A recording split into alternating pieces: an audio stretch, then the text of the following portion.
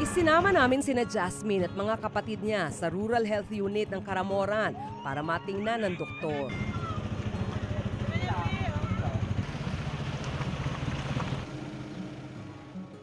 Ito ang unang beses nilang matitingnan sa health center.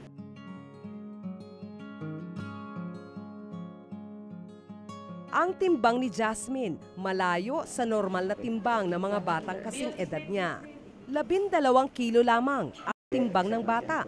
Timbang ito ng isang 3 taong gulang na bata.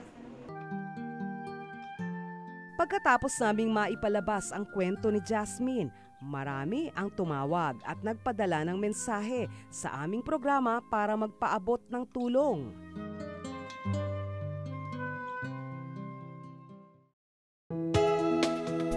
May mga nagpadala ng grocery items, damit, bag, tsinelas, sapatos at vitamins.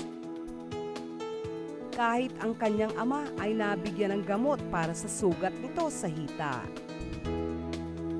Bukod pa sa mga gamit na natanggap ni Jasmine, may mga nagpaabot din ng tulong pinansyal. Sa kasalukuyan, umabot na sa halos 20,000 piso na tulong pinansyal ang natanggap ng pamilya ni Jasmine. Isa si Ana Sabandal sa mga nakapanood ng kwento ni Jasmine. Kayo na napanood namin. Hindi ko mapipili ako mapalunga kasi yung sitwasyon ng bata, naranasan din namin kumain ng hindi sapat sa tamang pagkain araw-araw. Kaya awak-awa talaga kami nung makita namin, nalaman namin na yung kalagayan niya. Hindi raw inaasahan ni Jasmine at ng kanyang pamilya na marami ang darating na tulong. Hindi ko naman po alam na kami kaya ang alam ko lang po dyan kasi kinukuhanan lang po ng yung bata, yung anak ko.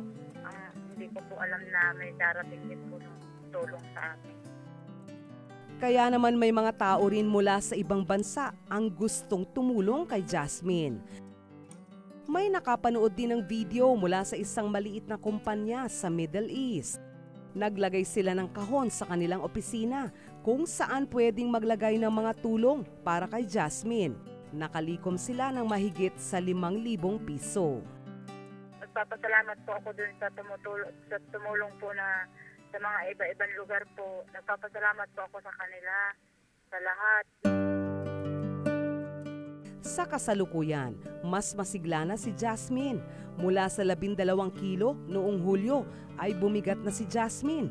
Halos 14 na kilo na ang timbang niya ngayong buwan. Tumaba na rin kahit paano ang bata.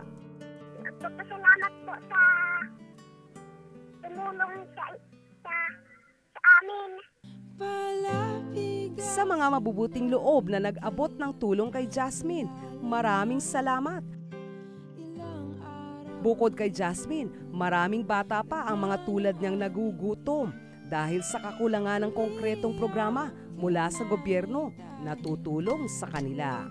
Sana maging sila mabigyan ng pansin ng gobyerno nang sa gayon maisalba sila sa problema ng gutom.